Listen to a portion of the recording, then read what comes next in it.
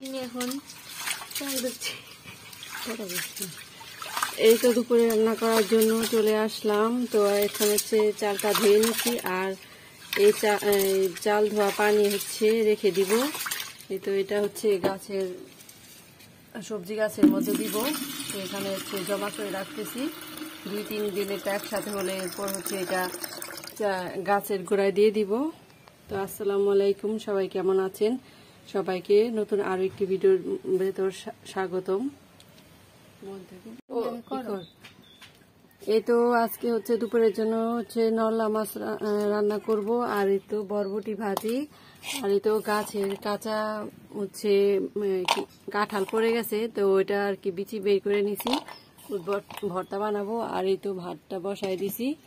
তো তো মাটির চুলায় হচ্ছে আমরা এতে রান্না করি, এই তো পাতা দিয়ে, আর হচ্ছে অন্যান্য লাকড়ি আছে এগুলি দিয়ে হয়ে গেছে।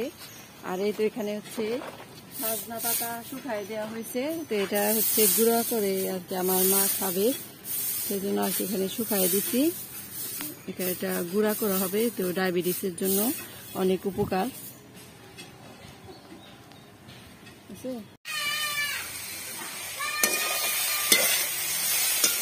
এই তো আজকে দুপুরের জন্য হচ্ছে ভাজি করতেছি, বরবটি ভাজি।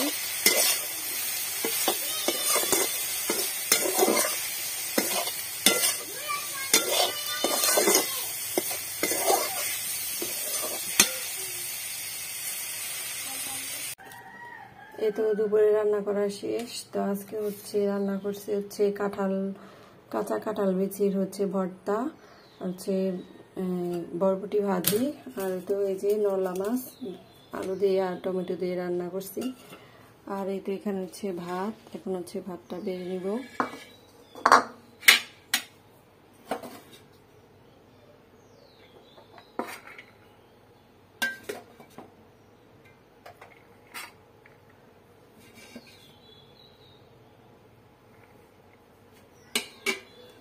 তো ভাতটা বেড়ে এখন হচ্ছে খাবো আমরা সবাই মিলে।